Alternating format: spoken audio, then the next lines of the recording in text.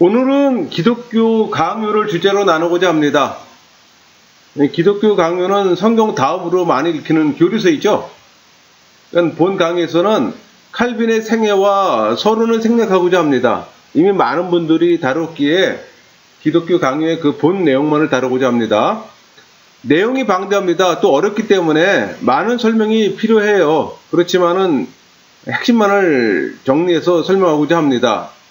많은 분들이 기독교 강요를 읽겠다고 사실 달려들지만은 이 기독교 강요 전체를 읽는 건 쉽지가 않아요. 내용이 굉장히 어렵습니다. 실질적으로 보면서도 이해가 안 되는 부분, 한 번 읽고서는 이해가 안 되는 정도로 그렇게 어려워요. 물론 저는 한편으로는 이게 또 해석상의 문제인가 하는 생각도 해봤지만은 각자 해석된 건 몇 권의 책을 읽어봤지만은 어렵긴 어렵더라고요. 그래서 이 강의는 가볍게 들으면 핵심을 놓칩니다. 어려운 내용을 압축된 해설로 설명을 하기 때문에 집중을 요해요.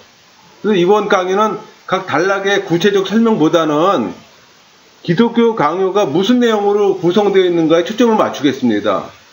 그러니까 여러분 많이 읽히는 기독교 강요 안에 무슨 내용이 있는지 좀 그 정도는 알아야 되잖아요. 거기에서 깊숙이는 알지 못한다 하더라도 어떻게 구성되어 있는가 그 정도는 필요하잖아요. 그래서 어렵고 많은 양이기 때문에 뭐 이걸 자세히 다루는 건 시간적 제약이 있기 때문에 그건 어렵고요. 그런 건 나중에 다시 한번 제가 추후에 한번 그 기회를 마련하도록 하겠습니다. 기독교 강요는 크게 4파트 80장으로 구성되어 있어요. 그러니까 내용은 사도신경의 근거입니다. 그러니까 신론, 기독론, 성령론, 교회론 이렇게 4파트로 구성되어 있거든요. 근데 오늘 지금 볼 내용은 1권 창조주 하나님을 아는 지식, 이 18장으로 구성되어 있는데 신론을 다루는 거예요. 그러니까 하나님을 다룬다는 얘기예요. 1권은 크게 또 5파트로 구성되어 있습니다.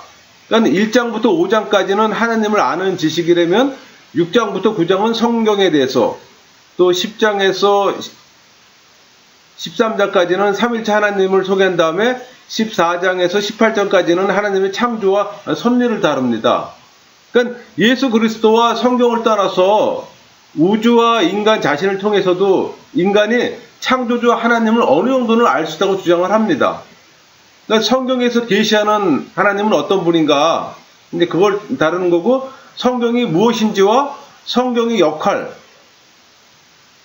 그게 이제 주된 내용이 되는 거겠죠. 그 성경에서 계시된 하나님이 또 어떤 분인지를 또 배우게 됩니다. 그러니까 1장은 하나님을 아는 지식과 우리 자신을 아는 지식은 상관관계 속에 있다. 이 둘의 상관관계는 어떤 것인가? 여기서 이 장 제목은 각 해석하는 사람에 따라 약간은 달라요. 번역의 차이가 있겠죠. 근데 그거는 그래도 어차피 그 내용은 뭐 변하는 게 아니니까는 큰 문제는 없을 거라고 봅니다. 그 하나님에 관한 지식과 우리 자신에 관한 지식을 지금 언급하는데, 우리 자아에 대한 지식이 없이는 하나님에 대한 지식도 없다는 얘기예요. 그리고 하나님에 대한 지식이 없이는 우리 자아에 대한 지식도 없다는 얘기입니다. 그러니까 하나님의 위엄 앞에서 인간은 보잘것없는 존재임을 깨달는 게 제일 중요하다는 걸 강조하고요.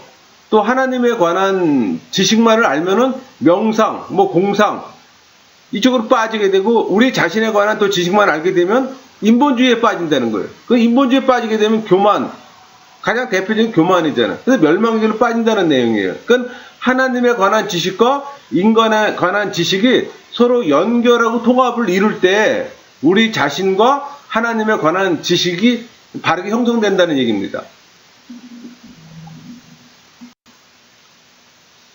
2장은 하나님을 안다는 것은 무엇이며 하나님에 대한 지식은 무슨 목적에 이루게 되는가?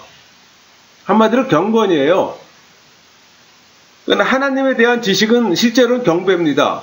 그러니까 하나님에 관한 지식은 신뢰와 경외를 포함해요. 그러니까 경건은, 우리 경건이라는 말을 많이 쓰잖아요. 근데 경건이라는 말은 하나님을 사랑하는 마음과 하나님을 두려워하는 마음, 그게 합쳐질 때 경건이 되는 거예요. 그걸 다시 한번 정리하면은 사랑에서 나온 거룩한 두려움, 그게 경건이에요. 여러분, 그 하나님을 아는 지식과 경건이 합쳐질 때 우리 참된 신앙이 나타나는 겁니다. 그러니까 우리 믿음, 신앙 그런 표현 많이 쓰잖아요. 근데 그 말은 무슨 말인 거 아니? 하나님을 아는 지식이에요. 거기다가 경건, 하나님을 두려워하는 마음, 하나님을 사랑하는 마음이 하나 맞물릴 때 그게 참된 신앙이 되고 참된 믿음이 돼요. 근데 많은 사람들이 믿음이나 신앙에 대한 정의를 잘못 내리는 바람에 무지와 맹신으로 빠지게 되는 겁니다. 여러분, 경건의 열매는 참된 예배와 헌신입니다. 우리 하나님은 영과 진리로 예배하는 자를 찾는다 그러잖아요. 그러니까 진정한 기독인의 기준은 성경 지식이 아니라 경건한 삶이에요. 또 경건은 사랑에서 나온 두려움이고, 그러니까 하나님을 인식하기 위해서는 우리 신앙을 가져야 되잖아요. 믿음 신앙 없이 어떻게 하나님을 알 수가 있습니까? 불신자가 하나님을 알 수 있을까요? 안 되도록 제한적이죠. 그러니까 하나님에 대한 그 믿음에 있어서 그 하나님에 대한 사랑과 경외를 지녀야지 우리가 참 하나님 지식에 도달할 수 있다는 얘기예요. 3장 하나님에 대한 지식은 본래부터 인간의 마음 속에 자연적으로 뿌리 박혀 있었다. 다른 말로 종교의 씨앗입니다. 그러니까 한마디로 종교 씨앗이 우리 인간 안에 있다는 얘기예요. 그러니까 종교의 씨앗은 자연적 은사의 성격을 갖고 있습니다. 또 종교는 임의적 발명물이 아니에요. 또 실제적으로 신을 믿지 않는 것도 불가능합니다. 여러분, 인간 마음속에 하나님에 대한 지각이 있어요. 그게 자연적 본능이거든요. 그러니까 하나님에 대한 직관은 다른 말로 하면 종교의 씨앗입니다. 왜? 우리 안에 종교의 씨앗이 있기 때문에. 그러니까 사람들 마음속에는 이미 하나님을 아는 지식이 이미 심겨져 있어요. 근데 그걸 바르게 알아서 기독교 안에 들어와서 알게 되면 바른 건데, 이 기독교 안에 들어오지 못하고 하나님에 대한 막연한 어떤 그 지식이나 하나님에 대한 숭배, 이런 마음이 있잖아요. 그래서 종교를 택하는 겁니다. 그게 불교건 기독교건 이슬람이건 유대교건 아니면 샤머니즘이건. 왜? 인간은 누구에게나 종교 씨앗이 있기 때문에 뭔가를 믿어야 되는 거예요. 그러니까 사람은 태어나면서부터 그 마음속에 종교심과 양심을 갖고 태어납니다. 그러니까 하나님을 아는 지각과 선악을 구별할 수 있는 분별력이 우리 안에 있다는 거예요. 요거에 대한 종교 씨앗에 대한 구체적인 내용은 유튜브에서 경건과 종교 씨앗을 치시면은 아마 자세한 내용이 있을 겁니다. 그거 참고해 주세요. 4장 하나님에 대한 지식은 무지 혹은 부도덕에 의하여 질식당하고 있거나 부패되어 있다. 여러분, 어리석은 신앙이 미신입니다. 우리 미신 많이들 얘기했잖아요. 그러니까 부패한 종교 씨앗이 맺은 열매가 있어요. 악한 열매 4개가 있는데 그게 미신, 외면, 망상, 위선이에요, 여러분. 그 미신은 뭐냐면은 하나님에 대한 호기심이 있어요. 근데 그게 공허한 사색이에요. 그러니까 마음속에 심긴 하나님의 지식이 부패되어 있잖아요. 그러니까 선한 열매를 맺지 못하는 게 결국 미신이라는 열매를 맺게 되는 거예요. 또 외면은 뭐냐면은 우리 마음에 심겨진 하나님에 대한 지식을 애써 지우려는 거예요. 잊으려는 거예요. 누구에게나 종교 씨앗이 있기 때문에 하나님에 대한 호기심이나 막연한 그 모식이 있다 그랬잖아요. 근데 그걸 지우려고 그러는 거란 말이에요. 나는 불신자, 난 믿지 않는 사람이야. 나는 내 힘을 믿을 거야. 다 필요 없어. 종교는 필요 없어. 이런 사람들이 바로 이 외면입니다. 그러니까 어리석은 자들이 그 마음에 하나님이 없다고 생각하고 주장하는 거예요. 또 망상. 하나님을 아는 바른 지식을 떠난 사람이 종교적으로 열심을 부리면 그게 망상이에요. 여러분, 이 망상에 빠진 사람 굉장히 많습니다. 우리가 하나님을 믿는다는 바른 믿음을 가져야 되는데, 예수 그리스도에 대한 지식을 그걸 쌓아가야 되는데, 거기엔 관심이 없어요. 어떤 종교적인 행위, 사람하고 친교하고 어울리고, 그런 거에 열심히 내는 거예요. 그건 망상이거든요. 종교적으로 열심히, 다른 사람이 볼 때는 굉장히 믿음이 좋은 것처럼 착각을 일으키는 게 바로 이 망상입니다. 위선. 겉으로는 하나님을 잘 성전을 쳐가는데 속으로는 하나님을 열망하지 않는 거예요. 교회 안에서는 하나님 잘 믿는 사람처럼 보여요. 그러나 그 사람 일상의 삶에 들어가서는 전혀 하나님과 상관이 없는 사람. 성경책 보는 거는 아예 그냥 기본이고 안 보는 건 아주 기본이고 성경을 덮어놓고 그냥 일주일에 한 번만 열어보는 사람들. 근데 교회에서는 열심으로 행위로서 열심히 나타나잖아요. 그러니까 그 사람 남들이 볼 때는 굉장히 그 믿음이 좋은 것처럼 느끼지만 실질적으로 그렇지 못하다는 얘기예요. 그러니까 신앙과 삶이 조화를 이루지 못하는 사람들의 특징입니다. 요것도 마찬가지로 그 유튜브에서 경건과 종교 씨앗을 참고로 하시면 될 것 같습니다. 5장 하나님에 대한 지식은 우주 만물의 조성과 이에 대한 지속적 통치에 나타나 있다. 그러니까 미신과 오류에 질식된 하나님을 아는 지식. 다른 말로 하면 하나님을 믿지 않는 이유입니다. 그건 죄죠, 사실은. 그러니까 이 그 5장은 크게 세 단락으로 나눠져 있어요. 첫 번째 단락이 하나님은 창조 사역에서 자신을 계시하였다 이렇게 표현되는데, 여러분 그 하나님은 세상 만물의 스스로를 당신의 모습을 드러내셨잖아요. 우리는 변명할 수도 없어요. 하나님의 존재는 누구나 다 알고 있습니다. 또 하나님이 지혜로우신 분임도 알고 있어요, 사실은. 그러나 인간은 배은망덕하게 하나님에게 반항해요. 때로는 창조주와 피조물을 혼동합니다. 여러분, 피조물이 창조주를 알 수는 없잖아요. 근데 우리는 피조물인데도 불구하고 창조주를 우리 사고 안에 가둬놔요. 그럴 때로는 자기가 또 창조주인 것처럼, 우리 이단, 종교, 교주들 그런 케이스들이잖아요. 여러분, 창조주는 당신의 주대심을 창조심이 드러냈습니다. 그리고 통치와 심판을 하고 계세요. 하나님의 통치가 인간 생활도 좌우하기도 합니다.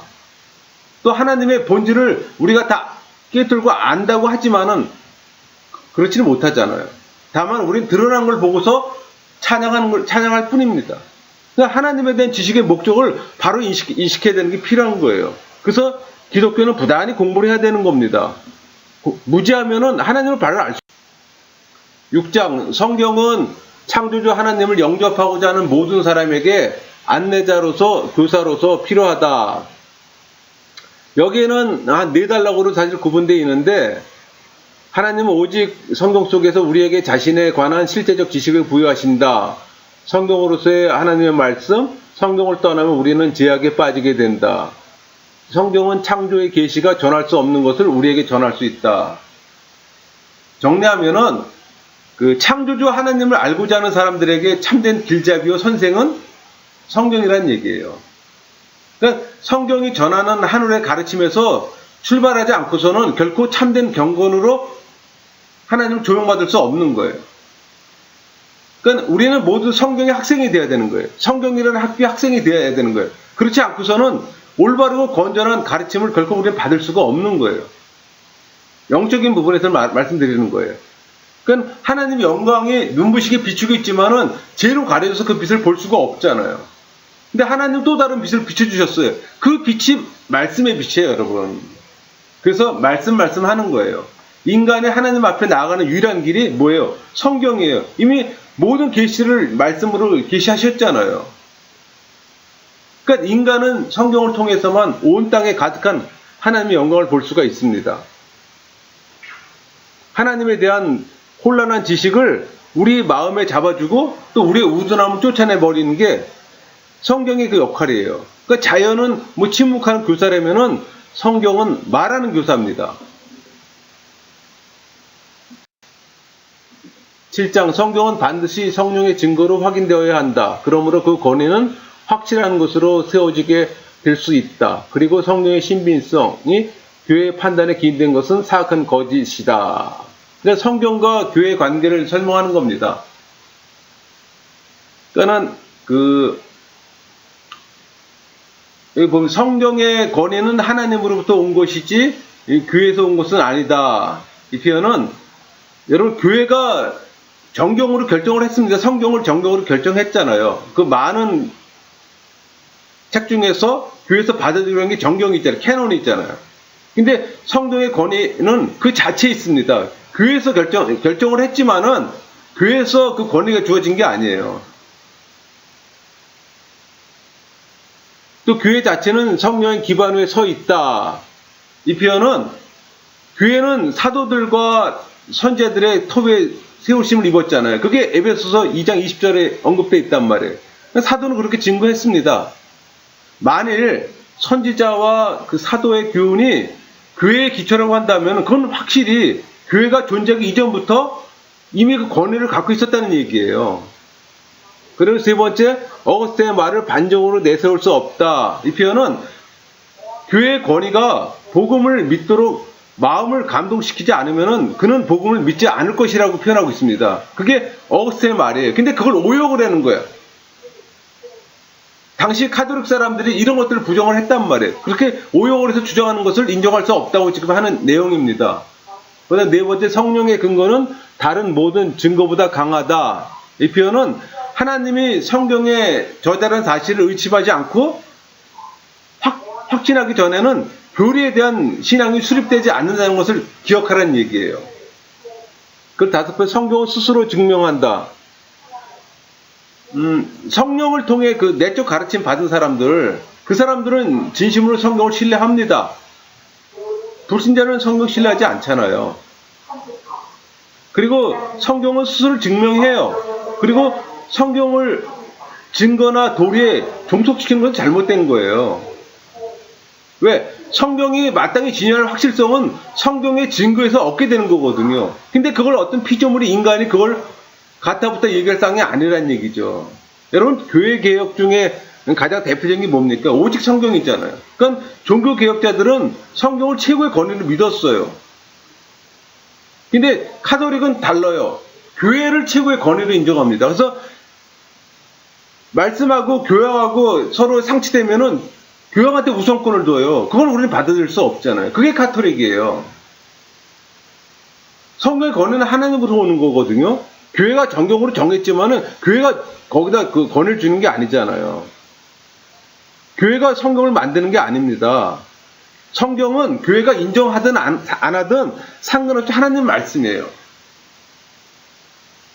성경의 권위는 교회의 전통이나 이성의 비판이나 증명에 의해서가 아니라 성령의 내적 증거에 의해서 확립된다는 사실이에요. 그걸 말하는 게 이 7장의 내용입니다. 8장, 인간의 이성이 허용하는 한도 내에서 성경의 신빙성은 충분히 증명된다.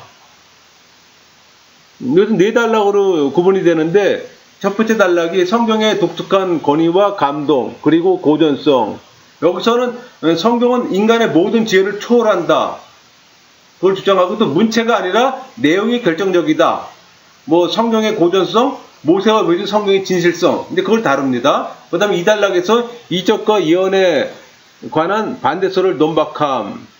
여기서 논박 이런 표현이 나오는 건 뭐냐면, 당시 그 종교개혁 이후로 사실 우리 개신교하고 카톨릭하고 사실 많은 논쟁이 있었어요. 거기에 대해서 이제 칼빈이 계속 반박하는 내용들, 그쪽에 주장하는 걸 논리적으로 반박하는 내용들, 그런 것들이 많이 다뤄져 있어요. 그러니까는 여러분, 그 이적은 하나님의 4대 권위를 강화시킵니다. 그러니까 모세의 이적도 논의할 여지가 없어요. 그러니까 예언은 인간의 기대와는 다르게 성취돼요. 여러분, 그 족장 야곱을 통해서 유다 지파에서 그 최우위를 부여하게 된 것이 예언의 영으로 말미암은 거잖아요. 누가 그걸 부정할 수 있어요? 부정할 수 없단 말이에요. 그러니까 또 하나님은 예언자의 말을 또 확정하셨잖아요.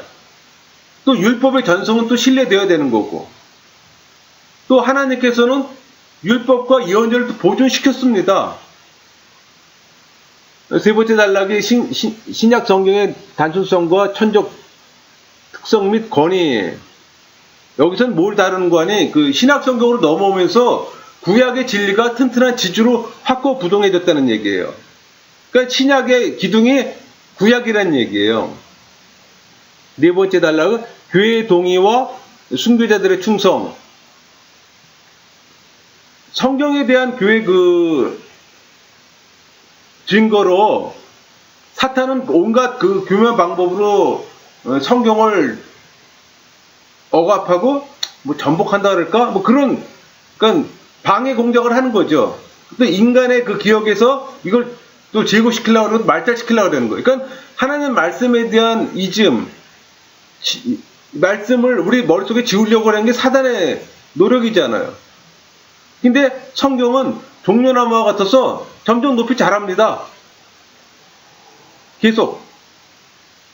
그러니까 많은 순교자들은 성경 교리를 위해서 사실 목숨들을 바쳤어요. 9장 성경을 떠난 직접 계시로 비약하는 광신자들은 모든 신앙의 원칙을 파괴한다. 여기서 이제 성경과 성령의 관계를 지금 얘기를 하고 있습니다.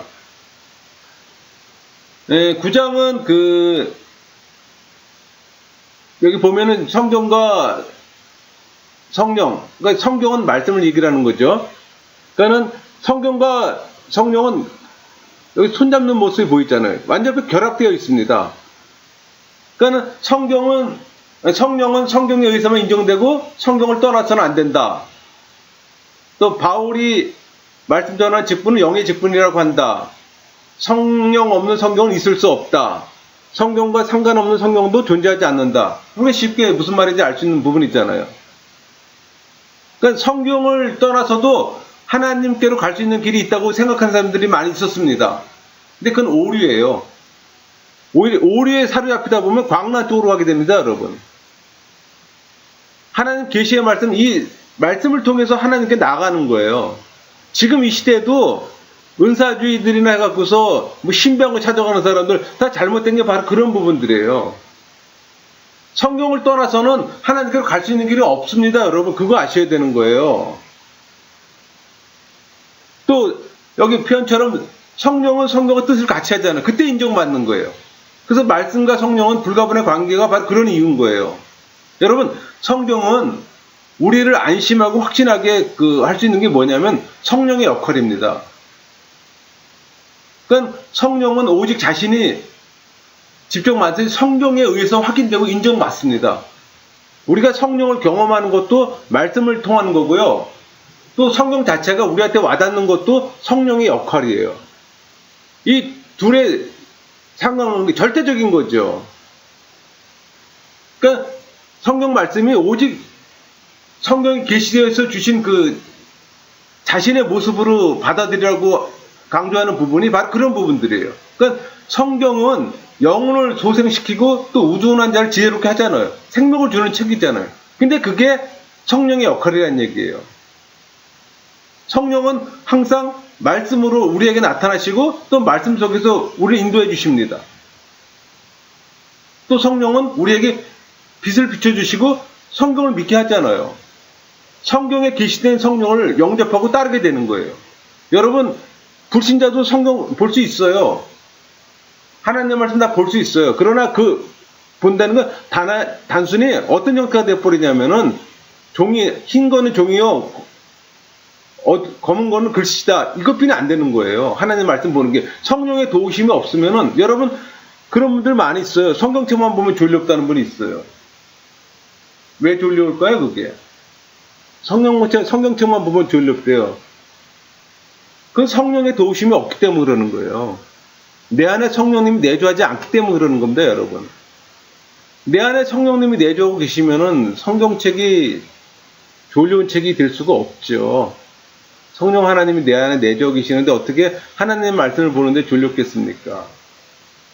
물론 이해함이 없기 때문에 그럴 수는 있어요. 그래서 우리가 이제 교육이 필요한 거고 성경 공부를 해야 되는 이유가 바로 그겁니다. 왜? 혼자 그거를 스스로 할 수가 없기 때문에 먼저 공부한 사람들이 알려주는 대로, 설명해 주는 대로 이해함을 갖는 거잖아요. 그리고 그 이해함을 가질 때 성령의 도우심으로 더 깊은 것을 우리가 알 수가 있는 거죠. 10장 성경은 이교도의 모든 신들을 능가하는 유일하신 참 하나님을 계시하여 모든 미신을 바로잡는다. 우상과 구별되는 유일하신 하나님. 성경적 하나님이라는 표현도 있죠. 10장의 단락은 사실 크게 이제 세 단락으로 구분되어 있는데, 창조주 하나님에 관한 성경적 교리의 핵심은 구원이다. 이제 그 표현을 하는 겁니다. 그리고 성경에 따른 하나님의 속성은 그 피조물들에게 알 수 있는 속성으로 또 나타나는 거고, 또 하나님의 유일성은 이교도들에게 계시됨으로 우상 숭배자들 더 이상 용서받을 수 없다. 이제 그런 내용인데, 구원에는 세 가지 속성이 있습니다. 자비, 심판, 의, 하나님 의 세 가지가 있어요. 이 세 가지 속성이 이해될 때 우리는 하나님을 영화롭게 할 충분한 이유를 갖는다고 이제 예언자들은 증언을 했습니다. 자비, 전적으로 하나님의 자비, 또 하나님 심판. 그러니까 범법자에게 날마다 부과되고 심지어 심한 경우에는 이들을 파멸시키는 것이 하나님 심판이다 얘기를 했고, 하나님의 믿는 자들을 보존하며 양육시키는 게 하나님의 의라고 표현했잖아요. 그러니까 여러분, 하나님은 자연과 역사를 통해서 우리가 알 수 있습니다. 그러나 아무나 볼 수 있는 건 아니에요. 성경이란 안경을 끼고서 자연과 역사를 봐야 볼 수가 있는 겁니다. 그러니까 성경에서 소개되는 하나님의 속성들은 모두 피조물 속에서 찾아볼 수 있습니다. 여기 출애굽기 34장 6절 7절, 에레미야 9장 24절 말씀 그대로 한번 찾아보세요. 거기서 보면은 하나님이 자비롭고 은혜롭고 노하기를 더디한다 이런 표현이 있잖아요. 또 여호와는 인애로우시며 공평하시다는 표현이 있잖아요. 그게 성경을 통해서 우리가 알 수 있는 하나님이란 말이에요. 그러니까 하나님을 아는 지식을 자연, 역사, 성경을 통해서 드러내시는 이유는 하나님을 경외하고 신뢰하도록 하는 겁니다. 우리가 하나님에 관한 지식을 알면 알수록 순종과 거룩의 생활로 하나님을 예배하게 돼 있어요. 무엇보다도 전적으로 하나님을 의지하게 됩니다.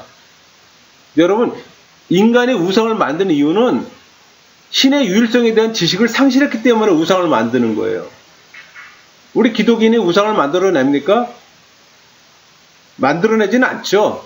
만몬의 우상에 빠지긴 하겠지만, 그러나 우상을 만들어낸 사람도 있어요. 신에 대한 지식이 없기 때문에 그러는 거예요, 그거는.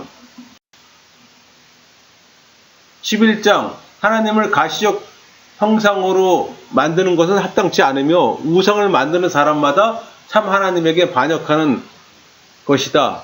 하나님을 대적하는 우상 숭배가 표현되어 있는데, 여기서도 세 단락으로 구분할 수가 있습니다. 예배에서 항상 백액에 대한 성경적 논증, 첫 번째 단락인데, 여기서는 그 하나님에 대한 모든 가시적 형태를 표현하는 어떤 노력도 금합니다. 그러니까 하나님의 모든 형상적 표현은 하나님의 존재에 모순된다는 얘기예요. 그러니까 신적 존재로부터 직접적 표징이라도 그 형상적 우상으로 정당화시킬 수는 없다는 얘기예요. 그래서 우상과 화상은 성경과 반대되는 내용입니다.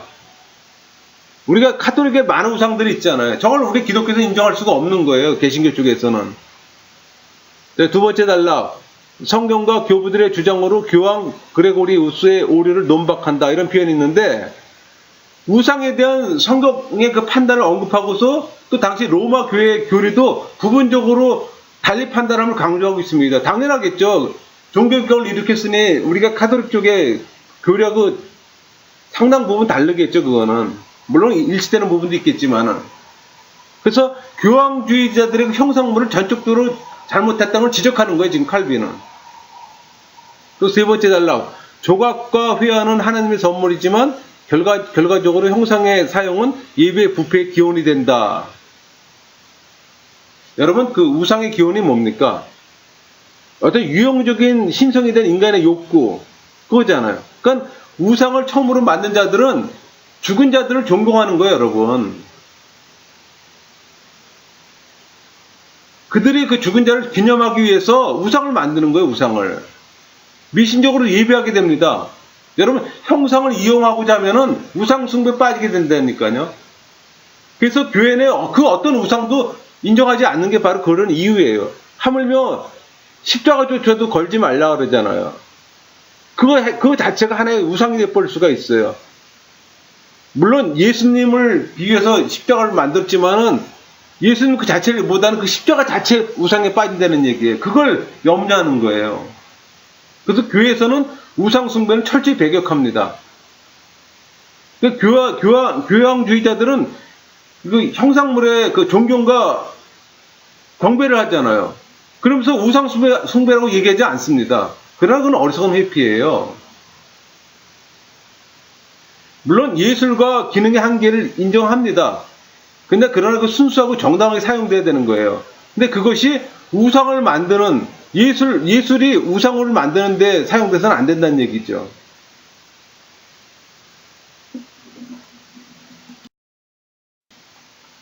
12장 하나님은 우상과 구별되며 따라서 하나님만이 완전한 경배를 받으실 수 있다. 완전한 예배의 대상이 하나님 이렇게 표현했는데 여러분 그 예배와 봉사는 하나입니다. 영어로 서비스죠. 가톨릭에서는 이걸 분리합니다. 근데 분리하는 이유가 있어요. 하나님께 드릴 영광을 이제 가로채는 의도가 있어요. 그러니까는 예배와 봉사를 구별하는 것은 차이점이 없는 구별입니다. 그러니까 라틴어로 라트리아 예배, 눌리아 봉사거든요.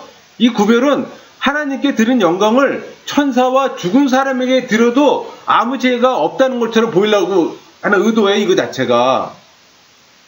교양주의자들이 성자에게 돌리는 영광은 실로 하나님께 드린 영광과 조금도 차이가 없는 겁니다. 여러분 그 카톨릭 안에 성자가 많잖아요.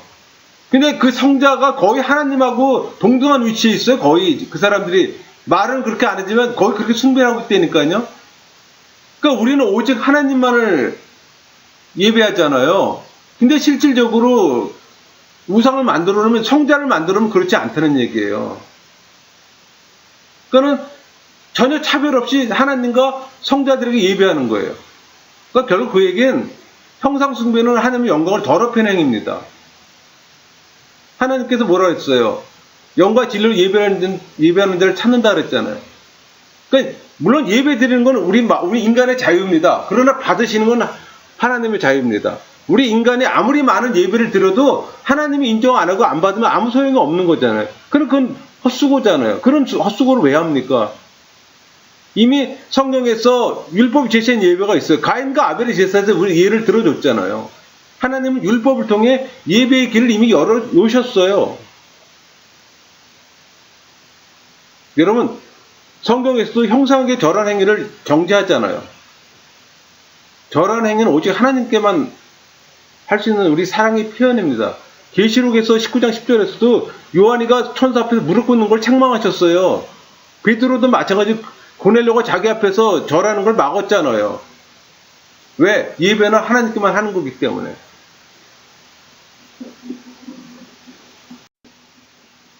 여러분 그 루터나 칼빈이 종교개혁에서 부르짖는 것들이 뭡니까? 말씀으로 돌아가라 하잖아요. 말씀으로. 근데 말씀으로 돌아간 진정한 의미가 있습니다. 여러분 이 강단에서 지금 우리 흔히들 많이 복음적 설교 많이 얘기를 하는데 복음적 설교하고 복음하고는 차이가 있습니다. 여기 제가 두 가지로 구분해 놨지만은 복음적 설교는 금으로 도구만 납, 복음으로 가져간 메시지, 듣기에는 멋진 설교, 값싸고 편하다, 듣는 이가 편하다, 책임과 의무가 없다, 삶이 변하지 않는다, 성경수술한 메시지 그렇게 표현했죠. 복음은 뭡니까? 순도 100% 정금이에요. 성경 말씀 그대로예요. 투박하고 재미없죠. 듣기 부담스럽습니다. 책임과 의무가 따릅니다. 그러나 삶이 변합니다. 삶자리가 뭉쳐버렸네요. 바로 그런 거예요. 그러니까 우리는 복음적 설교 얘기를 많이 하는데 진정한 복음은 하나님 말씀 그 자체예요. 물론 설교는 선포입니다. 듣는 이의 취향을 고려하지 않습니다. 듣고 안 듣고는 선포자 상관이 없어요. 근데 우리는 지금 듣고 안 듣고 선포자가 엄청 신경 쓰잖아요. 그래서 복음적 설교가 되는 거예요. 이게 루터가 종교개혁에서 외친 말씀으로 돌아가라는 의미입니다.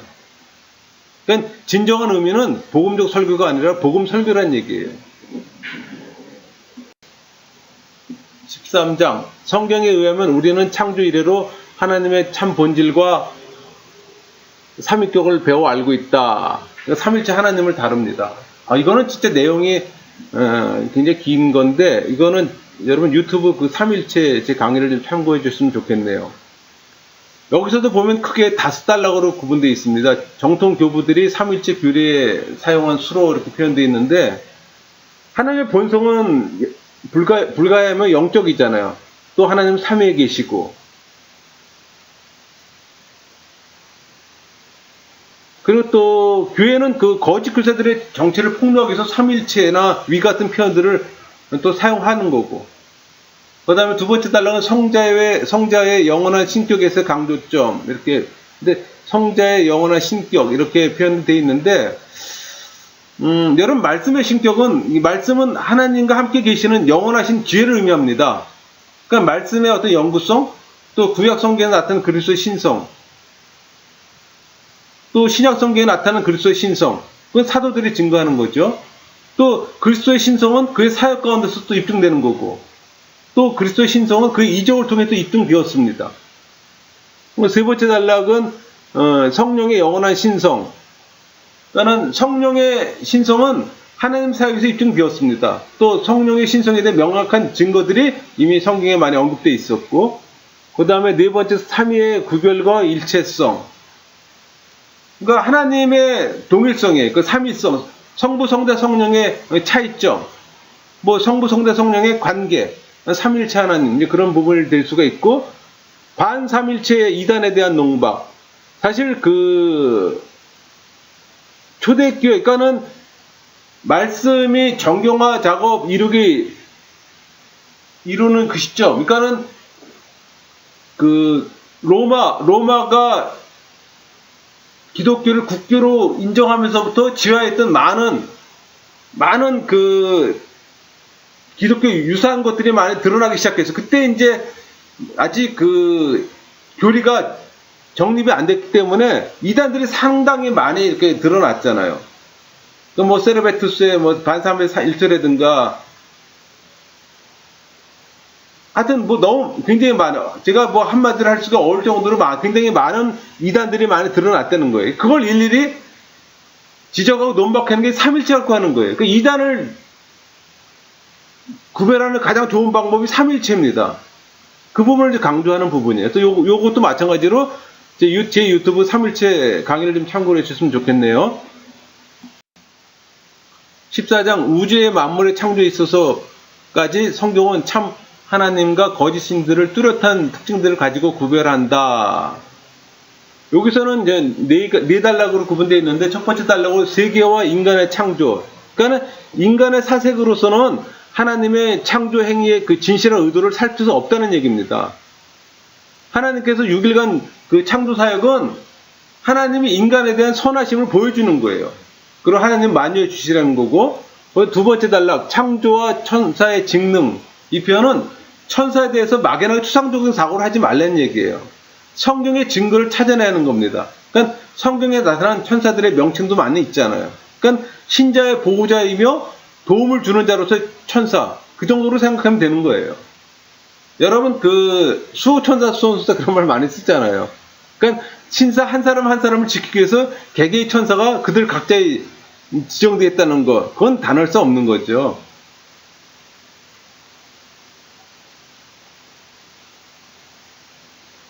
그리고 천사의 막연한 관념은 실체입니다. 천사는 존재하는 거예요. 그러니까 천사는 부리는 영이라고 그랬잖아요. 그러니까 하나님께서 천사를 통해서 당신의 백성을 보호하시고, 또 천사를 통해서 하나님은 인간에게 자비를 베푸시잖아요. 그 일을 담당하는 존재잖아요. 그렇지만은 하나님의 신적 영광은 천사들에 기속되는 건 아닙니다. 그러니까 하나님께서는 당신을 위해서가 아니라 우리를 위해서 천사들을 이용하시는 거예요. 그러니까 천사 때문에 우리가 주님을 바라보는 걸 방해받아서는 안 돼요. 단순한 매개체의 천사는 하나님의 심부름꾼이란 말이에요. 그 이상으로 천사를 바라보면 안 되는 거죠. 세 번째 단락 하나님의 목적 안에 있는 마귀, 이런 표현 썼는데, 여러분 성경은 우리가 사단과 대항할 수 있도록 우리에게 무장시켜주고 했잖아요. 영적 무장, 에베소서 영적 무장을 가르쳐 주잖아요. 우리한테도 대적 기도도 가르쳐 주는 거고. 그러니까는 사악함의 영역을 언급하는데, 성경은 우리와 싸우는 원수의 수가 하나 둘 소수가 아니라 군대라는 겁니다. 그리고 또 화해할 수 없는 존재가 되는 게 이 사단이잖아요. 그러니까 우리는 사단과 부단하게 대적해 싸워야 되는 거예요. 왜? 사단이 우리를 공격하잖아요. 넉넉히 당할 수는 없잖아요. 사실 사단도 타락한 피조물이란 말이에요. 사단도 하나님의 권능 아래 있거든요. 그러니까 우리는 사단의 존재 자체가 이 세속 가운데서도 우리에게 하나님을 온전히 예배하고 하나님과 교제하지 못하도록 계속 그걸 방해하는 게 사단이기 때문에 그 사단과 늘 싸워야 되는 거예요. 그러려면 사단의 존재를 인식해야 되는 거고 우리가 영적 무장하고 대적해야 되는 거예요. 여러분, 사단은 상상이 아닙니다. 실체입니다. 네 번째 단락, 창조에 관한 영적 교훈. 천지창조의 위대함과 풍요로움. 여러분, 하나님의 사역을 우리가 어떻게 봐야 될까요? 창조에 나타난 하나님의 선하심을 생각하면은 우리는 하나님에 대한 감사와 믿음뿐이 없는 거예요. 그게 우리에게 주는 영적 교훈입니다. 물론 성경이 15장 창조된 인간의 본성, 영혼의 기능, 하나님의 형상, 자유의지, 인간성의 원래 모습에 대한 토론. 여기서 이제 두 단락으로 다루는데, 첫 번째 단락은 타락한 인간의 본성. 그의 영혼은 거의 부패하였으나 아직 하나님의 형상을 지니고 있다. 이런 표현을 쓰는데, 여러분, 두 번째 단락은 아담의 타락견에서 비판하던 철학자들의 영혼관. 같이 묶어서 설명하겠습니다. 그 인간의 존재의식은 여러분, 우리의 모습을 볼 때 두 가지로 봐야 돼요. 하나는 창조 때 우리의 모습과 타락한 후의 상태의 우리 인간의 모습을 봐야 되는 거예요. 하나님이 세상을 창조하시고 첫 인간을 만들었을 때는 완전 무결한 최고의 상태로 만들었어요. 그러니까 피조물 중에 최고의 걸작품이었습니다. 또 불멸의 영원소유도 갖고 있었어요. 또 하나님의 형상을 지닌 고귀한 상태였었어요. 처음 만들었을 때. 근데 그게 아담 타락 이후로 전부 다 이제 깨져버린 거예요. 그 좋은 걸 다 잃어버렸다는 얘기예요. 그러니까 얼마나 큰 차이가 있습니까? 하나님 손에 창조했을 때 한 점의 죄도 없었던 존재였는데 그게 아담 타락 이후로 다 깨져버렸다는 얘기예요. 그러니까 우리 영혼의 기능이 손상됐다는 얘기예요, 여러분. 여러분, 인간을 안다는 거는 창조 때의 성품과 타락 이후의 성품을 분명히 구분해야 돼요. 이 구분이 없으면 안 돼요. 창조 때 인간의 모습으로 우리 생각하면 안 됩니다. 피조물 중에 최고의 걸작품이라고 그걸 그대로 우리 인정하면 안 된다는 얘기죠. 그거는 이 창조 때 인간의 모습이지 타락 후 인간의 모습이 아니라는 얘기예요. 근데 그런 구분이 안 돼버리면은 이제 많은 혼돈이 오는 거죠. 그러니까는 타락 후에는 여러분 자유의지 그런 말을 쓰는데 잘못된 말이에요. 물론 자유의지 주셨어요. 근데 여러분 타락하고 나서 그 자유의지가 노예의지로 바뀌었습니다. 그러니까 타락한 본성을 갖고 있는 인간이 자유의지대로 했는데 뭐가 되겠어요? 못된 일만 할 거 아니에요.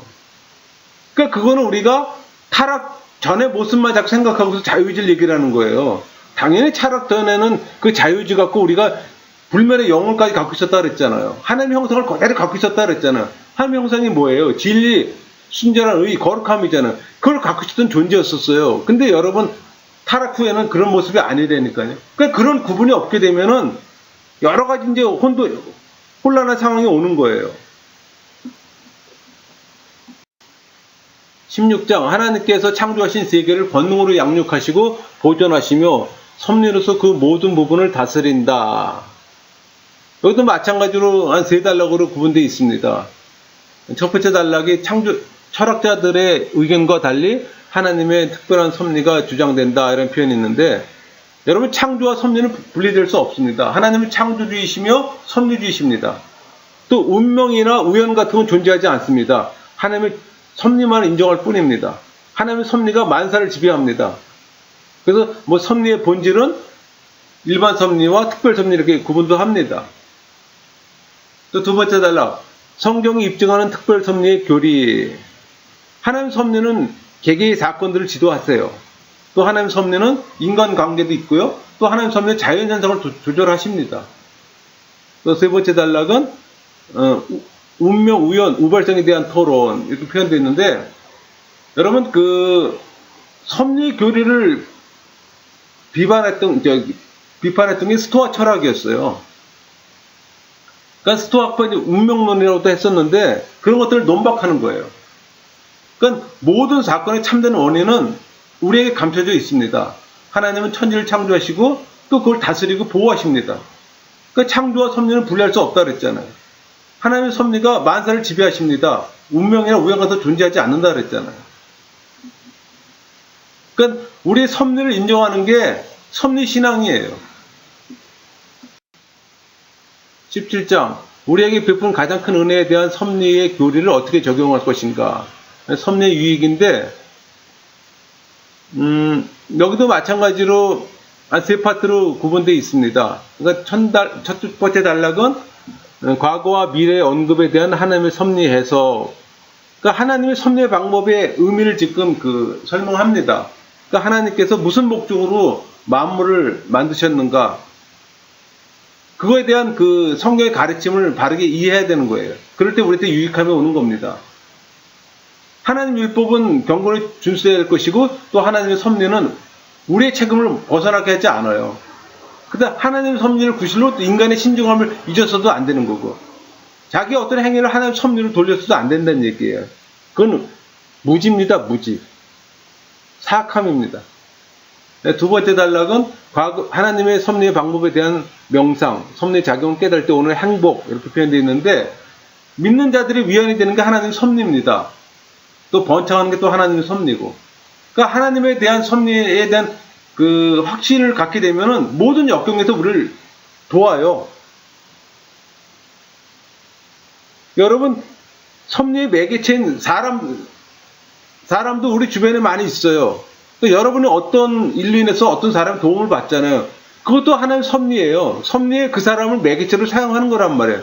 그 매개체로 사용하는 사람에게서 우리는 물론 하나님의 섭리지만은 그 사람에 대한 인간적 친절에 대한 감사도 가져야 되는 거죠. 하나님 섭리하는 거니까 당연히 하나님께 감사해야지 저 사람한테 무슨 감사를 해. 그렇게 생각하면 안 된다는 얘기죠. 그리고 여러분 하나님 섭리에 대한 확신을 갖지 못하면 인생이 힘들어요. 그러니까 하나님의 활동 그 자체에 인정을 못한다는 얘기예요. 하나님 섭리에 대한 확신은 기쁜 마음으로 하나님을 신뢰하게 합니다. 또 세 번째 단락에 반대에 대한 답변 이렇게 되어 있는데 섭리를 하나님 섭리에서 부정하는 사람들도 있었다는 얘기예요. 뭐 지금이나 뭐 그때나 마찬가지인 것 같아요. 그러니까 칼빈은 그런 거에 대한 계속 논박을 하는 거예요. 또 성경은 우리 인간의 이해를 돕고자 또 하나님의 후에 또 말씀하시잖아요. 근데 여러분 이 하나님 후회한다는 말은 행동 변화 이외에 어떤 다른 곳에 사용해서는 안 됩니다. 다르게 이해해서는 안 된다는 얘기예요. 하나님이 있어도 후회라는 말은 하나님께서 당신의 행동에 어떤 변화를 일으키신다는 사실을 의미하는 거지 용어에 대한 개념이 우리가 이제 바르게 알고 있어야 된다는 얘기예요. 하나님께서 늘 자신의 계획을 확고하게 실행하신다는 거죠. 이 섭리도 마찬가지로 유튜브에 섭리와 유기된 자 내용을 참고하시면 도움이 될 것 같습니다. 자, 1권의 마지막 장이 되겠네요. 18장. 하나님께서는 불경건한 자의 일을 이용하시며 그들의 마음을 굴복시키 자신의 심판을 수행하심으로써 하나님은 여전히 모든 더러움에서 분리되어 숙결을 유지하신다. 다른 말로 간단히 정리하면 유기된 자의 하나님의 섭리입니다. 그러니까 섭리의 수행에는 비밀적 계획, 충동, 활동, 또 영광의 신학, 십자가의 신학, 영광의 신학은 드러난 거, 십자가의 신학은 감춰진 하나님의 모습, 우리가 이해할 수 없는 거죠. 수단을 어떻게 사용하시나? 유기된 자, 선택된 자 모두 사용하신다는 얘기죠. 그러니까 유기된 자의 이해는 가룟 유다하고 사울왕을 들 수가 있는 거죠. 가룟 유다는 하나님께 이용당한 것이 아니라 자기가 하고 싶은 대로 한 거예요. 그렇지만 하나님도 그것도 사용하신다는 얘기예요. 설명이 어렵죠? 왜? 하나님 비밀적 활동이기 때문에. 또 마찬가지로 사울왕, 유기된 자의 대표입니다. 하나님이 사울왕을 택했지만은 사울은 다윗을 택했습니다. 그러니까 사울의 그 생각까지도 사용하신다는 얘기예요. 여러분, 섭리에서 허용은 단순한 허용이 아닙니다. 그리고 하나님의 의지는 통일체를 이루어요. 그러니까 하나님께서 당신의 목적을 위해서 믿지 않는 자들의 행위를 이용하실 때 그 일로 인해 하나님 비난받을 이유는 없는 겁니다.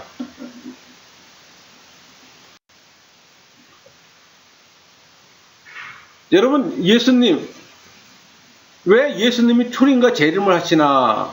우리는 알 수가 없죠. 근데 한 번만 오시면 되지 두 번씩 오셔야 되나? 그렇게 생각해 볼 수 있잖아요. 근데 그거는 우리가 그냥 하나님의 섭리를 인정하는 것 뿐이에요.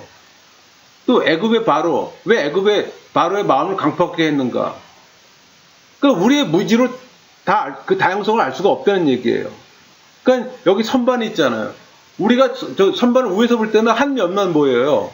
그리고 하나님이 옆에서 볼 땐 다층으로 많은 층을 형성을 이루잖아요. 초림과 재림도 마찬가지. 구약에 볼 때는 초림 하나만 보여, 하나만 한 번 오는 거나 보이잖아요. 그러나 신약에 와서 볼 때는 두 번 오는 게 보이잖아요. 그럼 뭘로 설명할 거예요? 설명할 수는 있겠죠. 그러나 그게 진정 하나님의 의도하고 맞는 거지, 그건 2차 문제고. 그렇죠? 그래서 이렇게 해서 우리가 그 기독교 강론 1권을 지금 마쳤습니다. 그 굉장히 많은 양을 제가 이거 어떻게 표현할까, 이걸 좀 자세히 표현할까, 간단하게 표현할까 이렇게 생각해 봤지만은 우선적으로 제가 먼저 간단하게 어떻게 이루어졌는가를 먼저 보여준 다음에 그 다음에 자세히 하는 게 낫겠다는 생각이 들더라고요. 1권 강의를 마치겠습니다.